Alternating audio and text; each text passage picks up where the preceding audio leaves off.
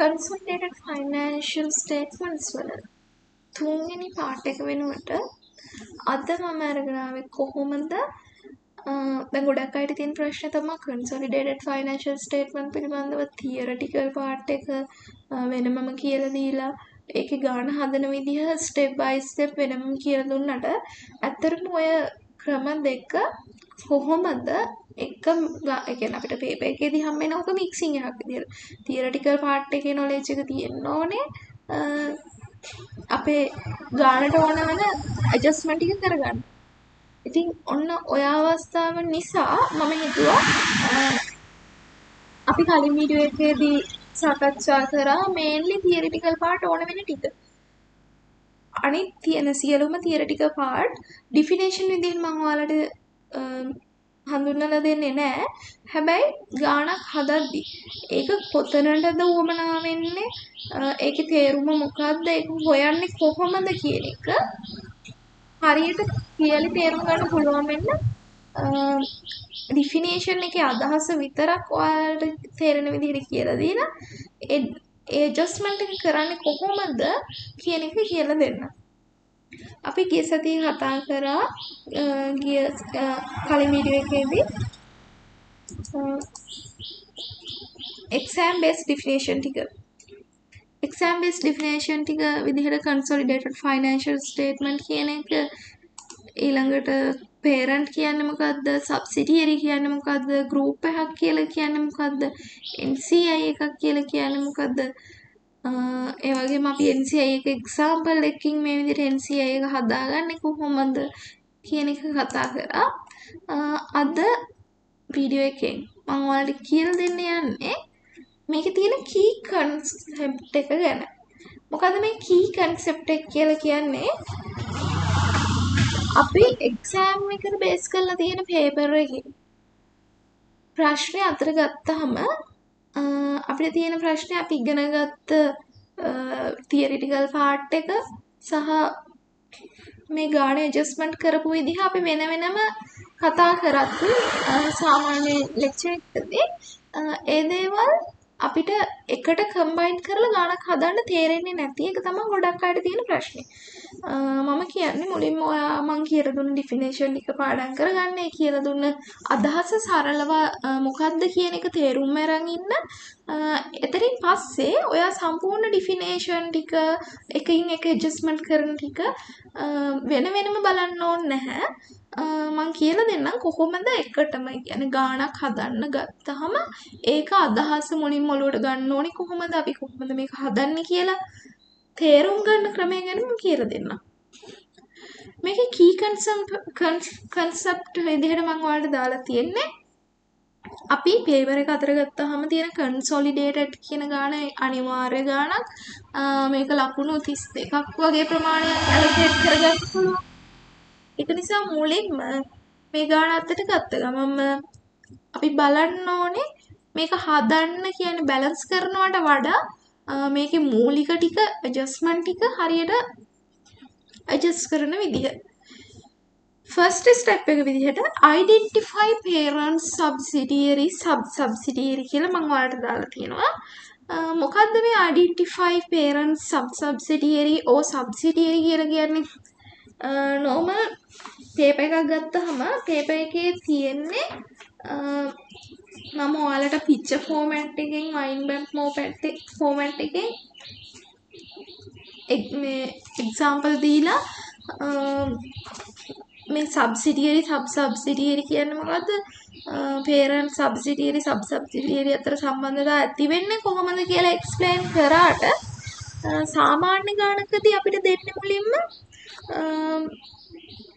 මේකේ විස්තරයක් කියලා කියන්නේ සාමාන්‍ය ඔය තියරි එකක් වගේ පොඩි ඡේදයක් තමයි දෙන්නේ කොහොමද ඒ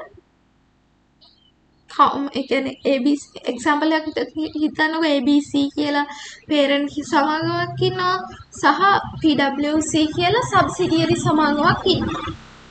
එතකොට මේ parent සමාගම subsidiary සමාගම සඳහා ඉන්වෙස්ට් කරන ප්‍රමාණය කියන්නේ එයා අත්පත් කරගන්න ordinary share percentage එක කියලා තියෙන්නේ විස්තරයක් විදිහට. ඉතින් මුලින්ම අපි මේ විස්තරයක් දීලා තියෙන අවස්ථාව තමයි අපිට දකින්න හම්බ වෙන්නේ. එතනදී අපි තේරුම් ගන්න ඕනේ කවුද parent, කවුද මෙතන subsidiary, sub-subsidiary ගැන කියලා තියෙනවා නම් කවුද මේ part එකේදී sub-subsidiary වෙන්නේ කියන එක. මුලින්ම identify කරන්න ඕන කවුද මේ දීලා තියෙන ගානේ ඉන්න parent, කවුද මේකේ ඉන්න subsidiary, කවුද මේකේ ඉන්න sub-subsidiary කියන part එක. ඊළඟට ගොඩක් වෙලාවට දැන් කලින් papers වලදී 2022 දී නම් දීලා තියෙනවා කොහොමද අපි මේ parent subsidiaryට invest කරලා තියෙන්නේ, subsidiary sub-subsidiary කරලා තියෙන්නේ කියන part එක ඒ ගාන අනුව එතනදී දීලා තියෙනවා. හැබැයි මේ විදිහට නැති අවස්ථාවක් තියෙනවා. ඒක මම 22 23 past papers දෙක අනිවාර්යයෙන්ම සාකච්ඡා කරනවා. ඒ past papers දෙකේදී මම කියලා දෙන්නම් කොහොමද parent subsidiary sub-subsidiary අතර invest කරන percentage එක දීලා නැත්නම් ඒ percentage එක හදාගන්න විදිහ සහ invest කරන percentage එක දීලා තියෙද්දි අපි කොහොමද ඇත්තටම මේකේ තියෙන ඊළඟ ස්ටෙප් එක වෙන calculate effective control and NIC percentages එක ගණනය කරන්නේ. ඒ කියන්නේ මොකද්ද? දැන් අපි මුලින්ම කරා parent, subsidiary, sub-subsidiary කියන part තුන ගාන ඇතුලේ දීලා තියෙන details වලින් හරියටම identify කරගන්න ඕනේ. ඊට පස්සේ මේ identify කරගත්තට පස්සේ parent, subsidiary, sub-subsidiary කියන තුන් දෙනාම ඉන්න අවස්ථාවක් වුණොත් අපි මෙතනදී ගණනය කරන්න ඕනේ parent, subsidiary, sub-subsidiary කියන තුන් දෙනාම ඉන්න අවස්ථාවක් වුණොත් තමයි මේක ගණනය කරන්නේ. මොකද්ද? calculate effective control and NCI percentage. මොකද්ද මේ calculate effective control and NCI percentage කියලා කියන්නේ? parent subsidiary ට invest කරලා තියෙන ප්‍රතිශතයයි subsidiary sub-subsidiary ට invest කරලා තියෙන sub-subsidiary ට invest කරලා තියෙන ප්‍රතිශතයයි සාපේක්ෂව බලලා අපි තීරණය කරන්න ඕන ඇත්තටම මේ වෙලාවේදී parent අදාළ ගාන අනුව තමයි මේක වෙන්නේ. ඇත්තටම මේ වෙලාවේදී parent කොච්චර ප්‍රමාණයක control එකක් තියෙනවද සහ කොච්චර ප්‍රමාණයක control එකක් නැද්ද කියන එක. කොච්චර ප්‍රමාණයක control එකක් සම්පූර්ණ වශයෙන් subsidiary හා sub-subsidiary පිළිබඳව parent තියෙනවද කියන එක, කොච්චර ප්‍රමාණයක් parent subsidiary හා sub-subsidiary පිළිබඳව control එකක් තියෙනවද කියලා අපි හොයන එකට තමයි effective control කියලා කියන්නේ. මේ theoretical part එකකින් කියලා දෙද්දි මේක තේරුන්නේ නැත්තම් example එකකින් කියලා දෙන වෙලාවෙදී ඔයාලට මේක තේරුම් ගන්න පුළුවන් වෙයි. හැබැයි මේක basic knowledge එක කියන්නේ මෙහෙම දෙයක් තියෙනවා කියන අදහසවත් අඩුම තියෙන්න ඕනේ. past tense ගානක් හදද්දී මේක හරියට හදන විදිහ තේරුම් ගන්න. ඒකයි මම මේ ටික concept එකක් විදිහට ඔයාලට explain කරන්නේ. NCI percentage එක. මෙතනදී NCI percentage එක වෙන්නේ මොකද්ද? හිතන්න subsidiary අතර තියෙන percentage එකේ අයිති නැති කොටසයි parent subsidiary පිළිබඳව තියෙන percentage එකේ අයිති නැති කොටසයි. කොටස් දෙකක් තියෙනවා නේද? එතකොට NCI portion. මේ NCI portion දෙකෙන් අපි සාමාන්‍ය වශයෙන් parent කොච්චර ප්‍රමාණයක් ඇත්තටම අයිති නැත්නම් මේ subsidiary හා sub-subsidiary කියන දෙන්නගේ කියන එක බලන එක තමයි මෙතනදී NCI කියලා මම හඳුන්වන්නේ. ඊළඟට calculate goodwill එක මම goodwill එක calculate කරන විදිහ කියලා දෙන්න. ඊළඟට identify and remove the intergroup transaction. අනිත් එක තමයි මේක. මොකද්ද මේ identify and remove the intergroup transaction කියලා කියන්නේ? මෙතනදී මම ඔයාලට එක්ක කතා කරා අපි consolidate financial statements හදන්නේ group එකක් විදිහට සලකලා. ඒ කියන්නේ consolidated financial statement එක හදන්නේ මේ company තුනක් තියෙනවා නම් එයාලා කන්සොලිඩේටඩ් වුණ නිසා එයාලා ගෲප් එක කම්පැනියක් විදිහට සලකලා තමයි හදන්නේ. එතකොට මේ කම්පැනි අතර සිදුවන තොග මිලට ගැනීම, වත්කම් මිලට ගැනීම, කම්පැනි අතර සිදුවන දේවල්, සාමාන්‍ය කම්පැනි දෙකක් අතර සිදුවන තොග මිලට ගැනීමක්, වත්කම් මිලට ගැනීමක්, එහෙමත් නැත්නම් ලෝන් එකක් ගන්න එක. එතකොට මේක ඒ අදාළ පේරන්ට් කම්පැනි හා සබ්සිඩියරි කම්පැනි අතර සිද්ධ වුණාට මෙතනදී ගෲප් එකක් ලෙස සලකන නිසා අපි මේ ඉන්ටර්ගෲප් ට්‍රාන්සැක්ෂන් කියන ගෲප් දෙකක් අතර සිදුවන ට්‍රාන්සැක්ෂන් ඉවත් කරන්න ඕනේ. තේරුම් අරගෙන මොකද්ද මේ ට්‍රාන්සැක්ෂන් එක කියන එක ඒක ඉවත් කරන්න ඕනේ. ඇයි අපි එහෙම ඉවත් කරන්න කියලා ප්‍රශ්නයක් එන්න පුළුවන් ඔයාලට. මොකද අපි ගෲප් එකක් විදිහට සලකලා ගන්න හදද්දී මේ කම්පැනි දෙකක් අතර සිදුවන ට්‍රාන්සැක්ෂන් එක අපි මේකට ඇඩ්ජස්ට් කරොත් එතනදී එක් ගනුදෙනුවක් දෙපාරක් සටහන් වුණා වගේ දෙයක් වෙනවා. මොකද කම්පැනි දෙක අපි එකක් ලෙස සලකලා කරද්දී කම්පැනි දෙක අතර සිදුවන ගනුදෙනු ගණන් ගත්තොත් ඒ ගනුදෙනු දෙපාරක් මේ accounts වල transaction වෙනවා කියලා තමයි සඳහන් වෙන්නේ. ඒක නිසා තමයි මේ අපි identify කරගන්න intergroup transaction consolidated financial statement හදද්දී ඉවත් කරන්න ඕනේ. මම ඔයාලට මේකේ NCI part එක සහ කියන්නේ මුලින්ම අපි සාමාන්‍යයෙන් ගානකදී මම කියවන identify කරන්න ඕන parent subsidiary sub subsidiary ඊට පස්සේ effective control එක NCI එකයි පොදුවේ හොයාගන්න ඕනේ. මේක කොහොමද හොයාගන්නේ, මේක මොන වගේ අවස්ථාවලදී අපි හොයාගන්න ඕනේ කියන එක මම අද explain කරනවා. NCI හා effective control එක අපි කොහොමද හොයාගන්නේ, මේක මොන වගේ අවස්ථාවලදීද අපි භාවිතා කරන්නේ කියන එක තමයි අද මම කියලා දෙන්නේ. NCI concept NCI කියන portion එක අපි කලින් example එකකිනුත් මම මේක කියලා දුන්නා. parent company එකක් subsidiary company එකක් සඳහා 75ක investment එකක් යොදවනවා නම් මේකේ NCI portion එක වෙන්නේ සබ්සිඩියරි සතුව තිබ්බ 100% කොටස් ප්‍රමාණයෙන් parent මිලදී ගන්නේ 75ක කොටස් ප්‍රමාණයක් පමණයි. එතකොට ඉතුරු 125 මේ parent අයිති නැති සබ්සිඩියරිට පමණක් අයිති කොටසක් බවට පත් වෙනවා. ඒ කොටස තමයි අපි NCI එහෙම නැත්නම් non controlling interest කියලා හැඳින්වුවේ. මේ එක parent company එකක් සහ එක subsidiary එකක් තියෙන parent company සහ subsidiary එකක් තියෙන මේ වගේ අවස්ථාවකදී NCI part එක ගණනය කරන්න තියෙන එකම step එක මේ ක්‍රමය විතරමයි. ඊළඟට අපිට මෙන්න මේ විදිහ අවස්ථාවක් තිබ්බොත් මේ විදිහ අවස්ථාවක් කිව්වේ parent company එකක් subsidiary company එකකට invest කරනවා සහ subsidiary company එක විසින් subsidiary company එකට invest කරනවා. අපි කලින් NCI version හොයන විදිහ කියලා දුන්නා වෙනමම. parent company එකේ සහ subsidiary company එකේ අපි බලමු කොහොමද effective control එක ගණනය කරන්නේ. parent company එක subsidiary company එකට invest කරලා ඒ subsidiary company එක යටතේ subsidiary එකකට invest කරපු අවස්ථාවකදී මේ වගේ අවස්ථාවකදී අපි effective control එක ගණනය කරන්න ඕනේ. මොකද්ද මම කිව්වේ effective control එක කියලා කියන්නේ ඇත්තටම parent මේ subsidiary ගේ සහ subsidiary ගේ අයිතිය කොච්චරක් තියෙනවද කියන එක තමයි effective control එක කියලා මම කිව්වේ.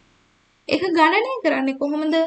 parent subsidiaryට invest කරපු investment එකේ percentage එකයි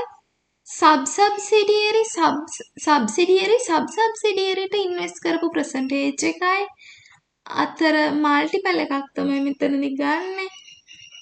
ඒක 100ට කොච්චරක්ද කියලා බලන එක තමයි මෙතනදී effective control එක වෙන්නේ.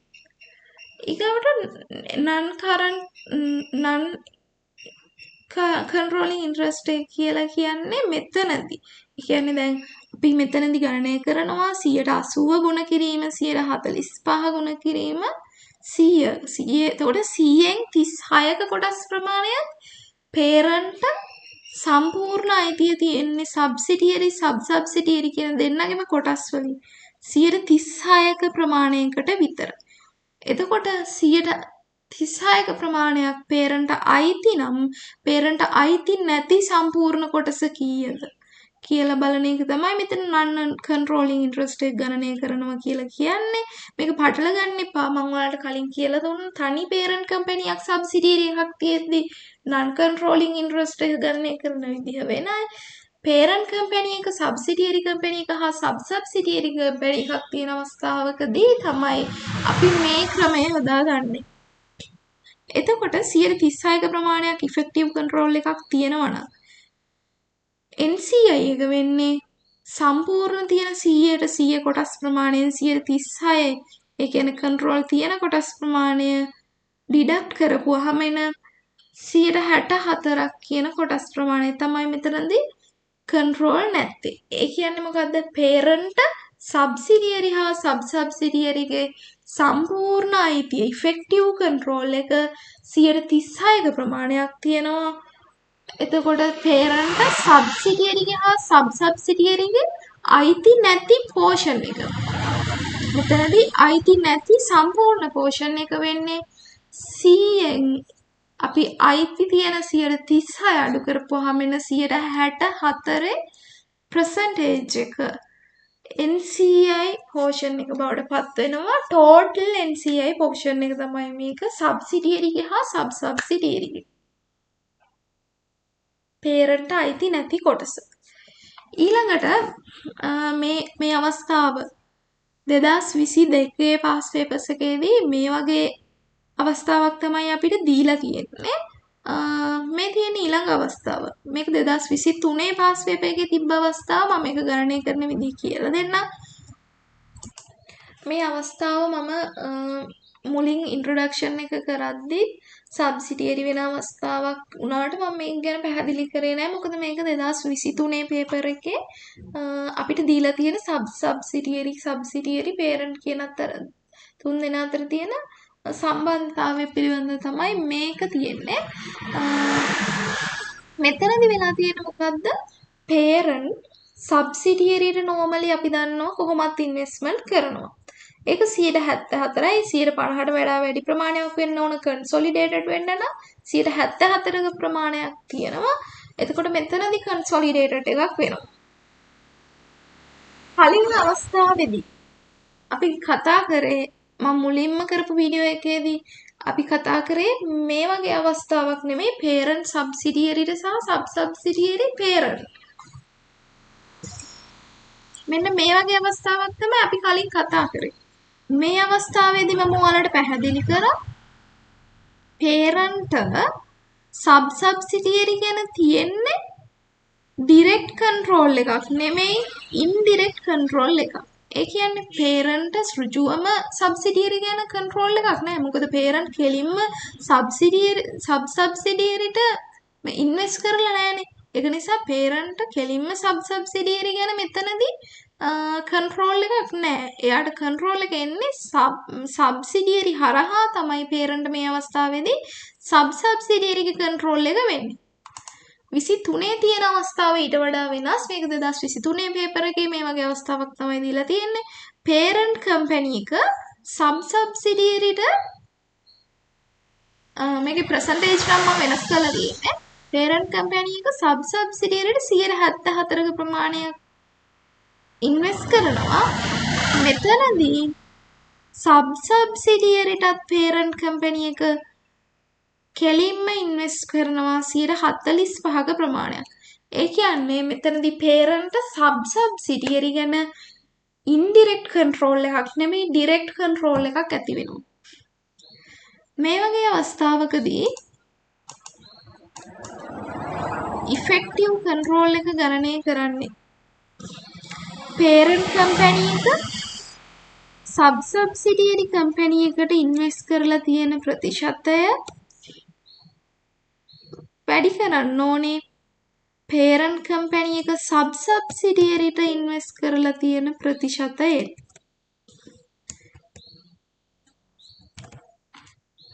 මේකේ 100ට ප්‍රමාණය කියන්නේ මේකේ percentage එක තමයි මේ අවස්ථාවේදී parent තියෙන effective control එක බවට පත් වෙන්නේ.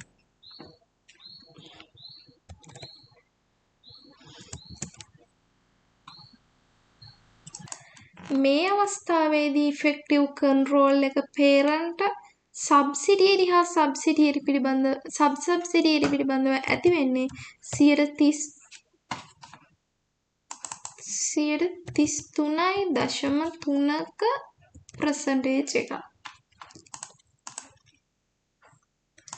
මේක තමයි මෙතනදී effective control එක බවට පත් වෙන්නේ.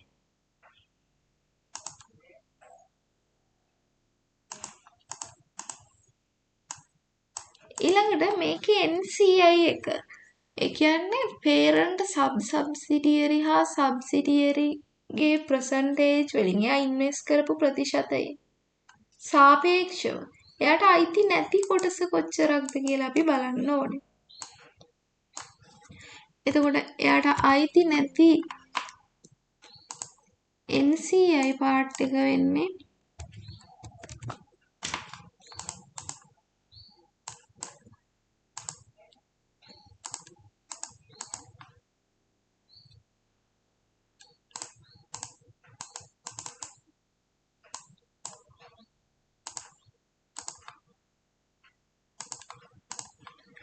total NCI part එක යාට අයිති නැති කොටස වෙන්නේ සම්පූර්ණ කොටස් ප්‍රමාණය 100යි කියලානේ අපි සාමාන්‍යයෙන් assume කරන්නේ.